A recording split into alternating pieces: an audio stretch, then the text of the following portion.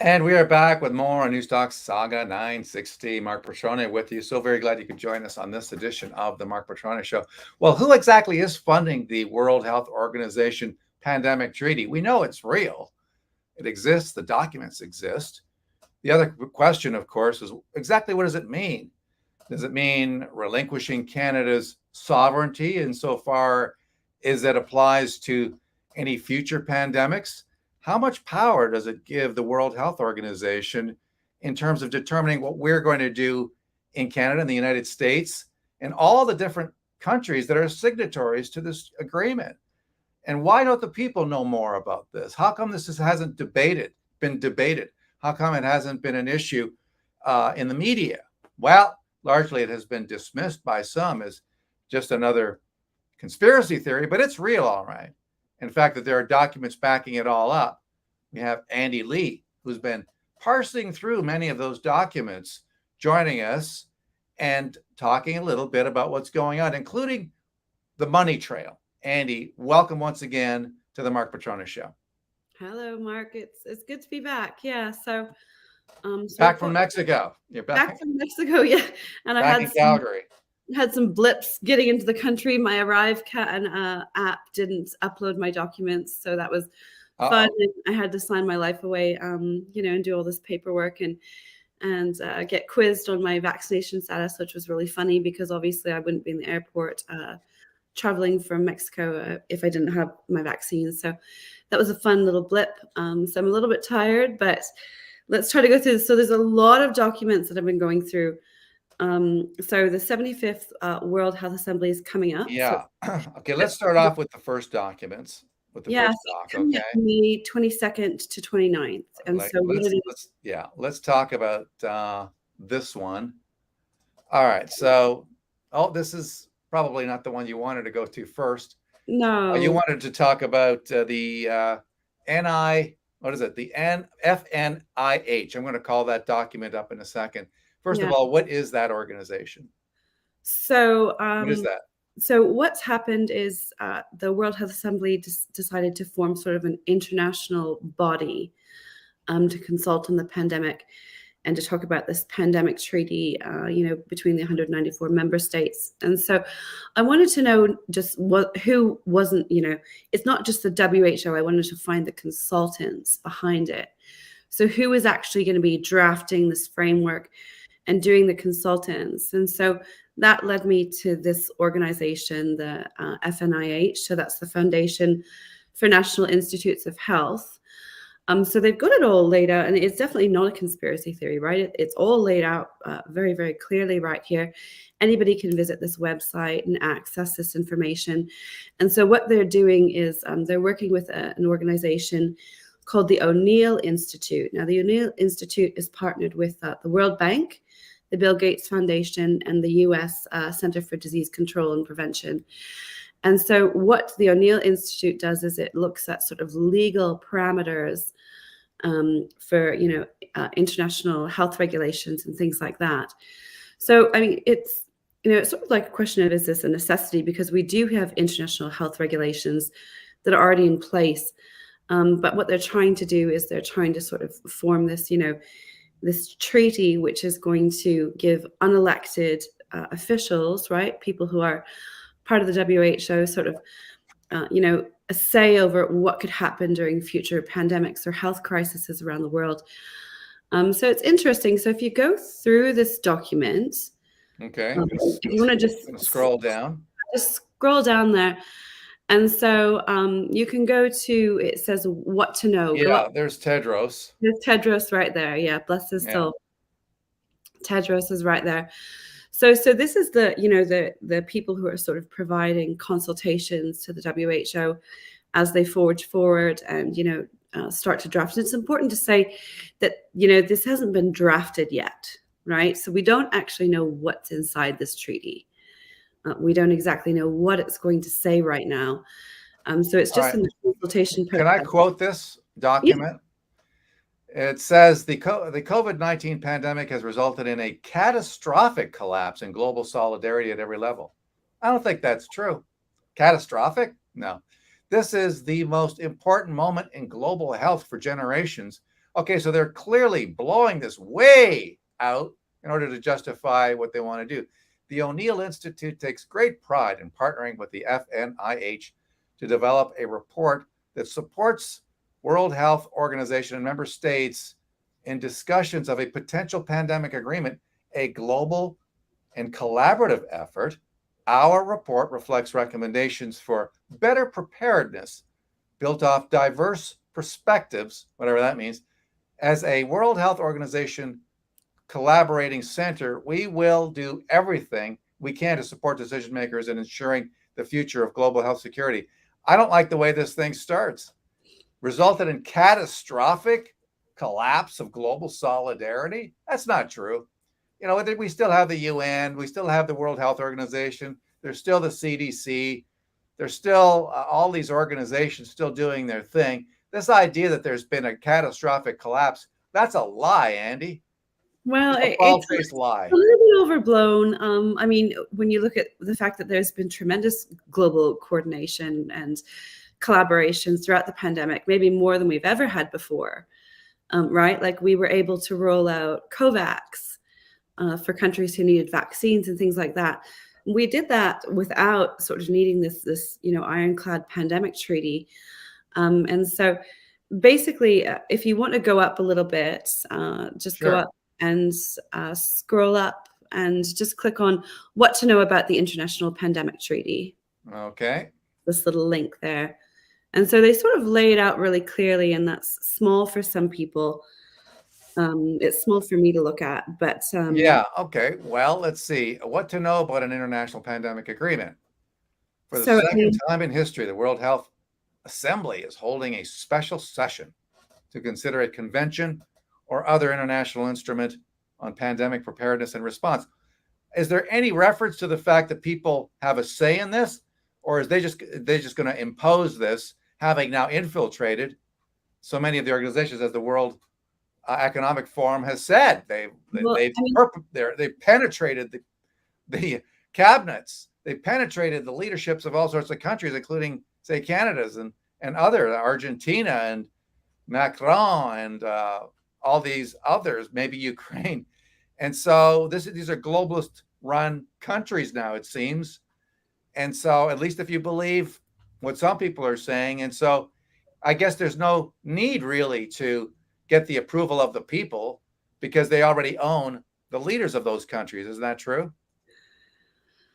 yeah, well, I mean, their first point there when they say it, the treaty, right? So they say it's an international agreement concluded between states in written form and governed by international law, right? So, I mean, they make it very, very clear that the states that sign on are going to be governed by this international law. And if you go over to the end of this document, so the opportunities under a new agreement, so enact an all of government, all of society solution, right? So Yeah. Okay. they Well, make it very, very clear what their that's the intentions entire. are. There's only one document on this link, And then but if yeah. you Okay. Yeah. down to the bottom, and they state themselves limitations. So the limitations are concerns over national sovereignty, likely cannot cover all pandemic content, and that this treaty may subjugate tailored local responses. Okay. So should we Else said that they're should we concerned. take should we take solace in the fact that they've at least acknowledged that there are concerns over national? What do you mean concerns? I mean there are restrictions. You know, they're not just concerns. These are absolute restrictions to what they can do and what they can't do. Yeah. Yeah, so I mean, it's not, when people say our national sovereignty is at risk, it's not a conspiracy theory. The consultants have put that very same concern into their own report and their own documents. So, I mean, what are the repercussions of this? Well, I mean, there's good things to coordinating, like COVAX, right? Um, you know, Tedros himself said something interesting. I might misquote him a little bit here, but he said something about, there has to be carrots and there has to be sticks. And so the sticks he was talking about were sanctions. So that's one thing that could be written into this, this treaty is that, the WHO could decide to enact sanctions against countries. It's a double-edged sword. It could be a good thing. So, say for instance, we could, if a country where there was an outbreak, say China, for instance, we know that they were very reluctant to share data. Could we sanction that country under a pandemic treaty and sort of Yeah, but they compel own them the WHO, don't they? to give us Don't they? Isn't the WHO a puppet of the Xi Jinping regime?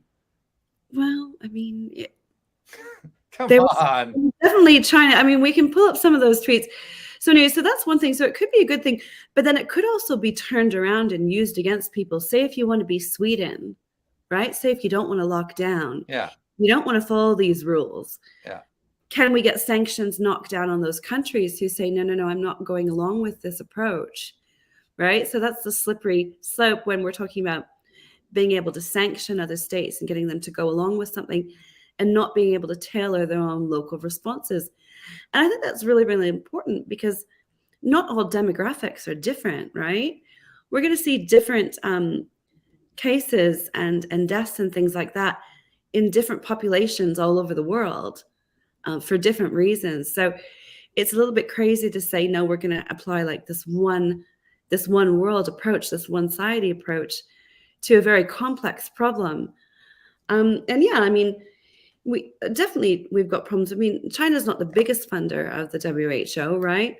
No, they're Um, not the biggest funder, but but they have the most control over it. I mean, everybody knows that. That's why Trump pulled its funding from that organization, because he knew exactly what was going on there. He saw it, and naturally, as soon as the election was stolen in 2020, and this decrepit shell of a subhuman took over, all the money went back and then some.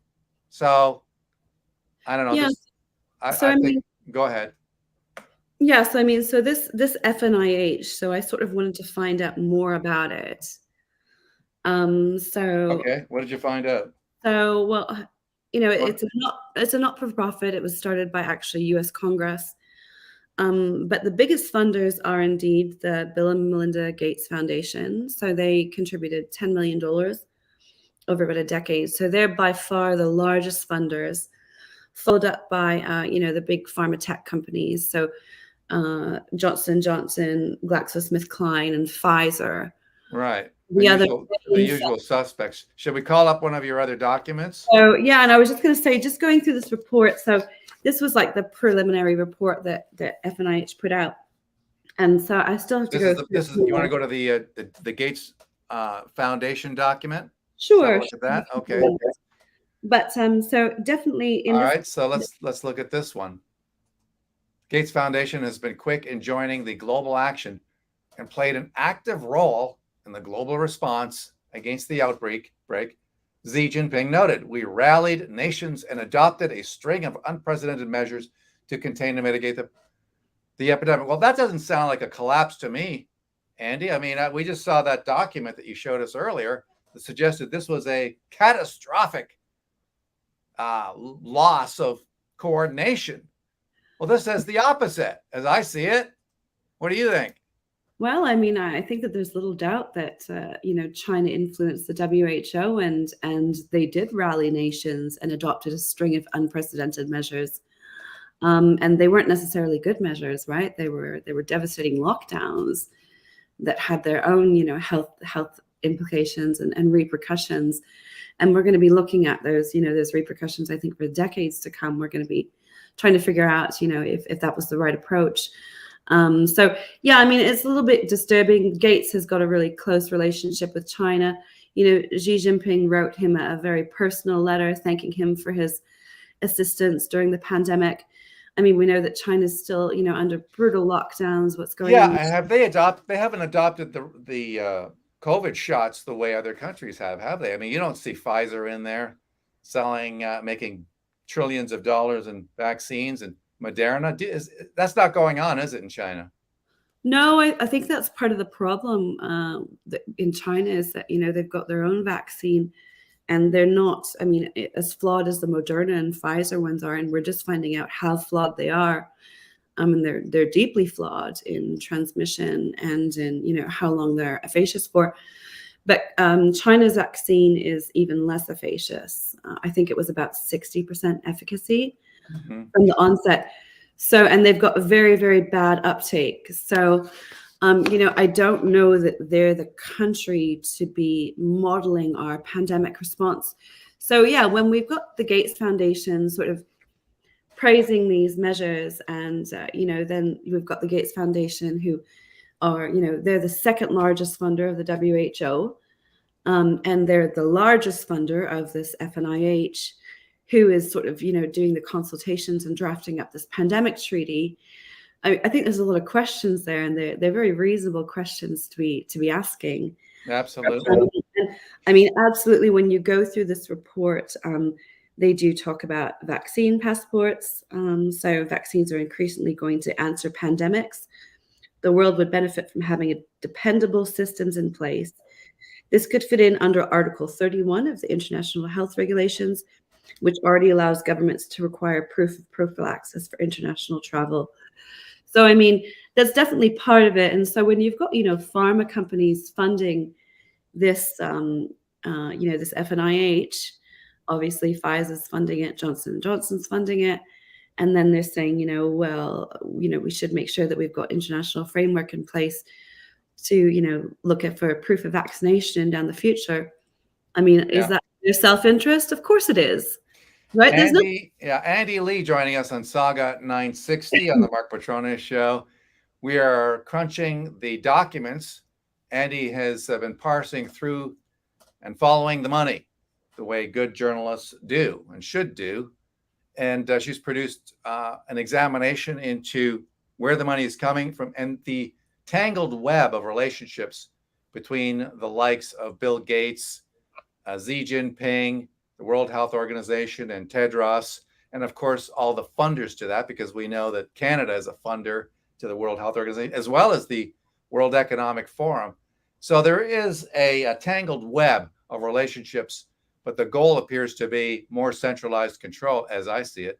What are we looking here? This is one of your tweets. This is why we don't blindly sign on to an international pandemic treaty. Look at the dates. What are we looking at here? So this was a bulletin that was actually put out by Wuhan Health Commission, public bulletin that was put out. So it was put out on January 14th, 2020, right at the beginning of the pandemic. And so at that point, they were acknowledging that perhaps the virus could be transmitted from person to person. They were starting to turn as early as January 14th.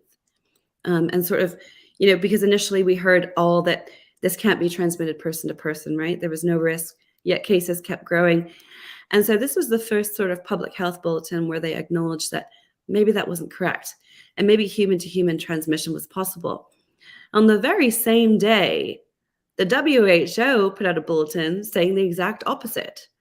So if you scroll down on that tweet, you can actually see the WHO says that, and they parrot China, and they say there's no indication of human to human transmission. So I don't know if you can let's see. Yeah, okay, here we go. Okay, so we're scrolling down. So on the very exact same day that Wuhan acknowledged that there was human to human transmission in a public health bulletin, the WHO puts out something completely contrary, saying that Chinese authorities have found no clear evidence of human to human transmission. So, I mean, you know, this is the sort of stuff that makes you stand back and go, hold on, is this who we want sort of governing an international pandemic response, right? They directly contradicted what Chinese authorities themselves were putting out and continued to go along the line that human to human transmission wasn't possible. Yeah, absolutely. And so we're getting contradictory stories here. And so why should we trust these people? Well, why do we trust these people? I mean, they bungled the response. I mean, is this something that we're getting into that we can't get out of, in your view? Well, I think it would be difficult to, if we sign on to it. Yeah, I think it would be really difficult to get out of it once we're in it. Because this is the real problem here. Because then if it turns out that this is not in the interests of Canadians to be involved in. And of course, we have a prime minister who's all in because he's not looking after the interests of Canadians. He's looking after the interests of whoever is pulling his strings and whoever is paying him. So this is the big problem. I don't care about him. I think he belongs in prison. But I'm concerned about the fate of the country. And is this the kind of agreement that is going to seal our fate, as it were? And so therein lies the real problem from my vantage point. And I dare say the vantage point of Canadians who still believe that we deserve to be our own country and still deserve to call our own shots. What do you think? Yeah, well, I mean, I think that's the concerning point is, you don't really get to opt out of it. Once you've signed it, then you're governed by their international law that they want to draft, right? So this is an entirely new law that they want to draft. And they want to be able to dictate our responses and, you know, where the response is good, right? I mean, So is this a Trojan horse? well, I mean, like I said, I think that there's good and bad things, right? I mean, collaboration is good, but again, we can accomplish all of that without, within the legal framework that already exists under international health regulations. We don't really need, a binding international pandemic treaty to accomplish collaboration, and formulate responses that are adequate, in future pandemics. So it seems a little bit over the top and not necessary. And again, there's a lot of unknowns because this document, we're just looking at drafts, right? So we don't actually know what it's even going to say yet. But I think that it's time to, before it's even drafted, I think it's time to put the brakes on and say, hold on here. Did this organization act in the best interests of, worldwide citizens, or did they cover up for what was coming out of China, I right? don't trust these people as far as I mean, honestly, Why Gates, I mean, right? everything about this guy says creep, and blackface is no better. I'm sorry. What about this document here? Yeah, so this is Okay, something what are we old. looking at here? This is something old that I dug up. So this was just showing that, Bill Gates has got, a sort of a long-standing collaborative relationship with China when it comes to, and so this was talking about, and this was back in 2015. So this would have been right after SARS, talking about how important the Gates Foundation was in collaborating with China for future epidemics. So that was sort of a funny document that I found. I was just looking to see sort of how deep this relationship was and when it started, and it really seemed to deepen after SARS. So yeah, when Gates is found as the main funder of the WHO, and when he's the main funder of this FNIH, then absolutely there's cause for concern when we know that he's got this, this very special relationship with China. Yeah, Insofar as that have you he's seen much? personally, he's personally writing back and forth with Xi Yeah, Jinping, right? So, and have the you seen evidence that this has been going on, that this has been in the works for a long time? was it the pandemic? Is that what Well, you mean? have you seen any evidence to that? Any documentary evidence? I can't say that I found any concrete evidence that it was planned. I'm looking at sort of who knew what when. I looked back through some contracts and things like that. You knew that. There were some surveillance contracts given out to companies back in November 2019 by the Yeah, Canadian government, right. companies that specialize in pandemic surveillance. So this document, this award would have been given out before there was a pandemic. Yeah, this was in November, right? Yes. Of So I had a little bit of 2019. trouble with that. You Um, think? what are the odds that, you just happen to sign up with a company who monitors international, outbreaks, Well, if they knew where it was there's coming, I mean, why didn't they do a better job with the masks and stuff like that rather than giving them away to China and then yeah, ending up getting a bunch of dollar store crap in return?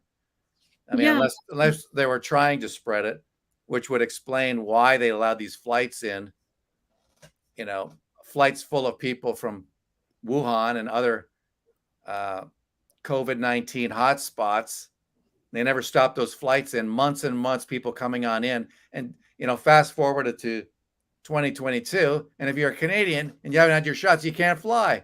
So it was okay 2 years ago to allow people in with COVID-19, not even having tested. Come on in, no problem. Plane loads of people from Wuhan, from Iran, from Italy, wherever this thing was spreading. No effort whatsoever to try and control those flights in. But 2 years later, you haven't had your shots, you can't fly. Andy, this guy is a slime ball. Yeah. He's a scumbag. He really He's is. a criminal. He really is. He belongs in prison. I said, yeah, he's, that's a bit stronger language than I would use. I'm using it, and I don't care what they think. He's a liar. The hell with them. Unbefitting of his position. He's a liar. He's a sack of garbage. Yeah, and it's interesting. Everybody's dodging this, and poor Leslie Lewis, she really got lambasted as being a conspiracy theorist for addressing this and having concerns. There's very real concerns to be had about this. I mean, Canadian MPs, so they voted in the House of Commons to have a WHO consultant, Bruce Aylward, testify on sort of the approach that was taken by the WHO. So he's a WHO consultant.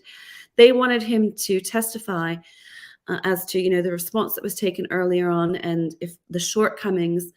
So the WHO actually blocked him. They wouldn't allow him to testify. He didn't show up.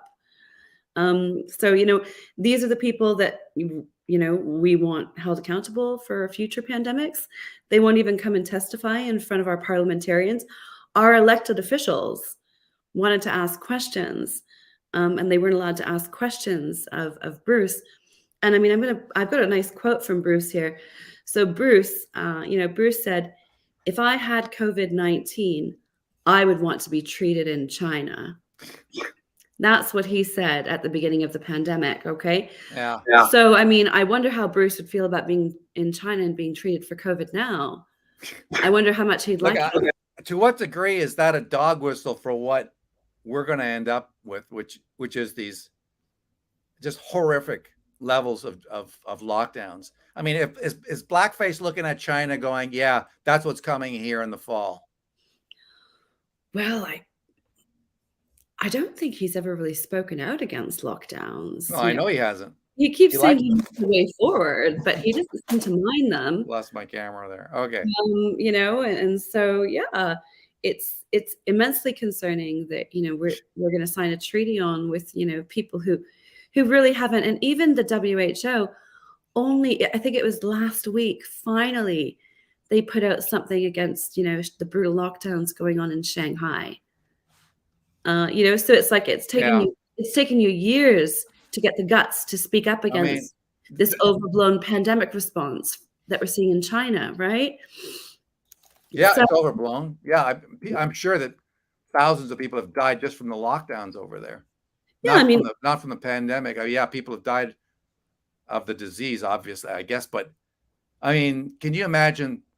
We all saw the pictures, the video of these huge apartment buildings with people screaming because they didn't have any food.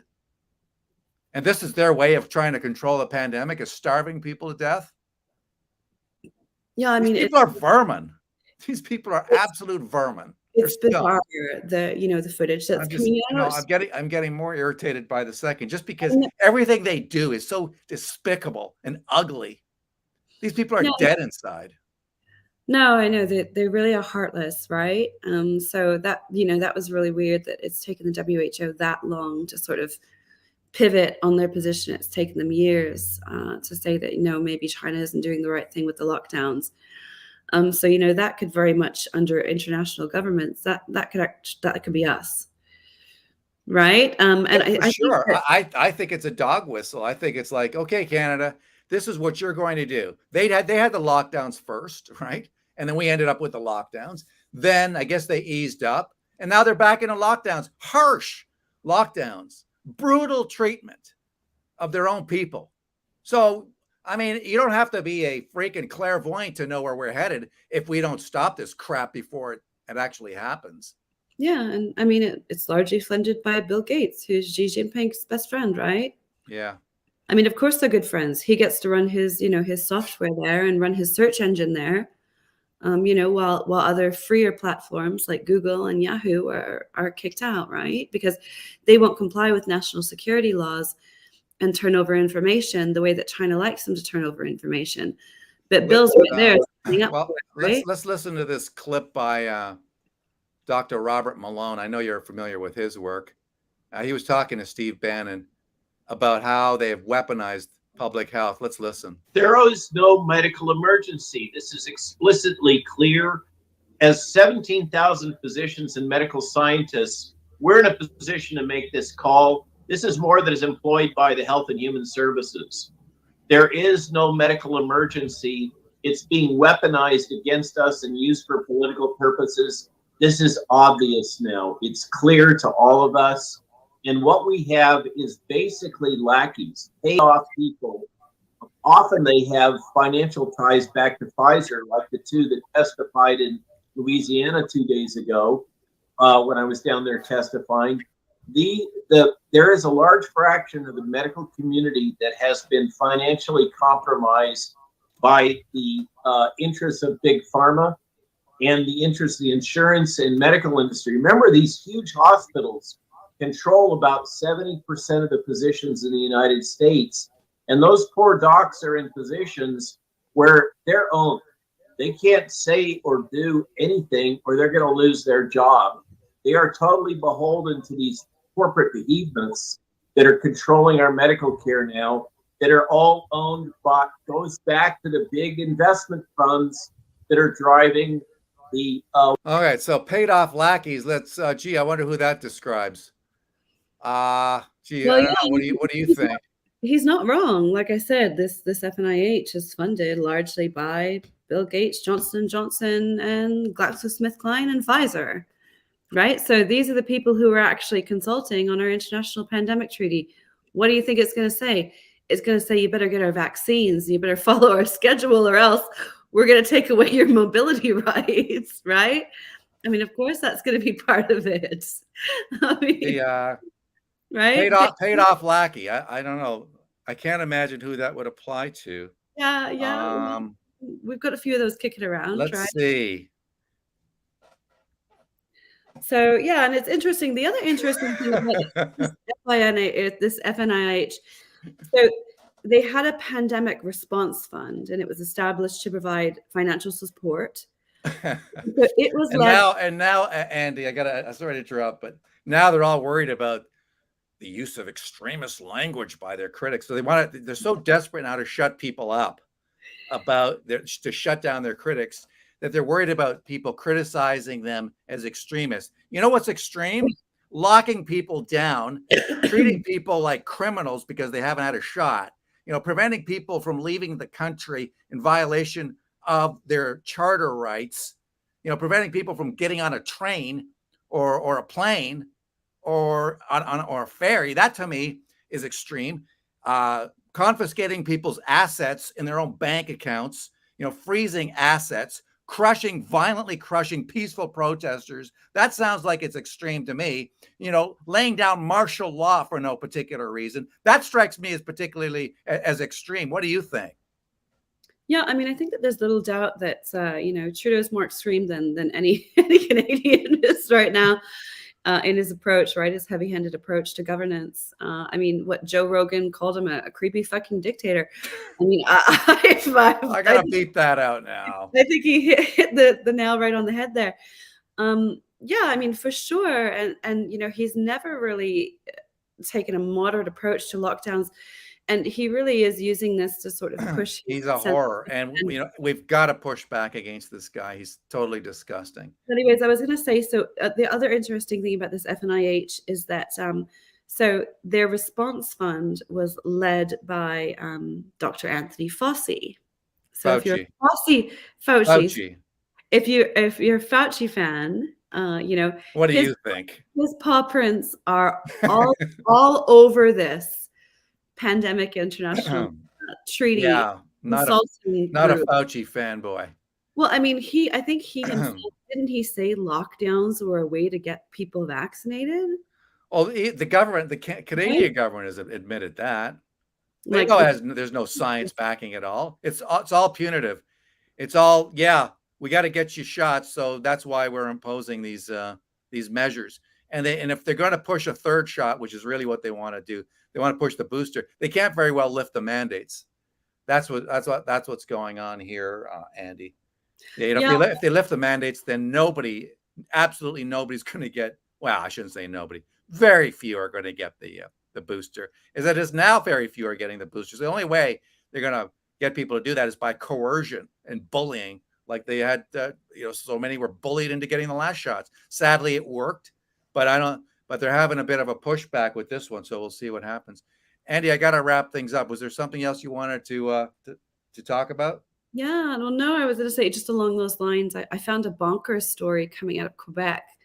So it was talking about boosters. So it said they're not recommending fourth boosters for adults 18 and over in Quebec. They're not recommending them, public health officials. But if people want them, they won't stop them from getting them. Well, I'm okay with that. Yeah, but I'm like, you want shots, get shots. But hold on here. Should we be recommending them? And I'm not recommending them. I'm just saying that I think I'm a libertarian on the issue of shots. You want shots? I don't personally want them. Don't tell me to get what I don't want. Bodily autonomy. I live and breathe with bodily autonomy. You don't tell me what to do with my body. And I'm not taking the shots. You can shove them up your ass as far as I'm concerned. That's my message to the health authorities. I will not be told what to do. But if somebody wants shots, hell, go for it. That's why you're have shots every day if you want. Well, no, I mean, I think that's kind of bonkers. Like, what kind of health advice? I think it's bonkers, but if that's what people want, bodily autonomy means you get your choice. If you want shots, I would be happy as a taxpayer to pay so that Billy Bob can get a shot for breakfast, lunch, and dinner. I don't care. That's his choice. Well, I mean, somebody's got to use them up. But let's face it, these things have side effects. So if you of course they do. Well, it's up to you to find out about them. I mean, we shouldn't just be saying, yeah, okay, you don't really need this, but we'll give it to you, even though it's got side effects if you want one to make you feel better. Look, the way I see it is if they can tell people, no, you shouldn't get too many shots, well, then they can tell you to get some, right? So the way I see it is you stop it right there and then. You want shots? Here you go. Have at it. Have a Moderna one day, a Pfizer the next, and whatever else is going the next day. Well, we've got millions and millions. You can alternate. You can mix and match. You can do cocktails. You can fill your boots. But don't tell me to do it. That's my position on it. You're really fired up today, Mark. I'm fired up by the fact that these incredibly vile sacks of freaking radioactive pig feces allowed these plane loads of people to come into the country, plane loads by the thousands, many of whom had COVID. Blackface didn't care. He said, no, we're not going to be racists. No, just come on in. Spread the damn disease as much as you want. Spread the virus to your heart's content. And now, 2 years later, people can't fly. They can't even leave the country. That pisses me off. That tells me everything you know about this disgusting sack of radioactive pig feces currently running the country. Yeah, well, I mean, like I said, you saw the public bulletin in January. What a unbelievable, disgusting human filth and lowlife this is. I mean, honestly, just use your logic here. You're a smart woman. Does that make any sense to you? No, it doesn't to me either. It doesn't. Well, I mean, they were following in lockstep with the W.H.O, which said the risk was low, even though public bulletins from China were starting to say the opposite. Right? And so he allowed it to spread, and now that it's here, then he brought in the lockdowns. Yeah, right? It's like, cheering for COVID. Come on in. And then once it was here, lockdown. Well, I mean, lockdowns were extremely beneficial to Trudeau, right? It got him out of attending Parliament. He did his power grab. Who knows how much money he's made off this thing? He could do exactly. We'll find out later that he bought some freaking island or something like that, so he can, Well, the Trudeau have all sorts of entertainment. The Trudeau Foundation, their donations increased by 500% during the pandemic. So, so they did well. Yeah. All these people talk, and then the media poo-poo on your, conspiracy theories. The same vermin that pushed the idea that the convoy was a Russian-backed insurgency filled with KKK members, Nazis, white supremacists, arsonists, and rapists. The same group of people that pushed those lies for weeks now are going to accuse other people of being They call people like me conspiracy theorists, right? Yeah, you know what? They're morons. All the documents are morons. The And they reports can go to hell. It's all I'm documented. going to wrap this up before I get any more pissed off. You're gonna calm down. Go have a drink. I have a cold one. All right. Thank you, Andy. I appreciate it. Yeah. Maybe after this assembly, if we get more documents, we can come back and look at. You get more docs, come on the show. We'll get you on. Yeah, we'll look and see what actually happened during the upcoming World Health Assembly, and we'll keep. I figure out how much of this can actually go on radio. My guess is probably not a lot. Yeah. Well, that's why we have our channel, right? We can say what we might be able to cut it down to a few minutes. Thank you so much. Appreciate it. Okay, take care, Mark. Andy Lee joining us from Calgary, Alberta. Got to take a break. More to come on Saga 960 and the Mark Petrone Show after this.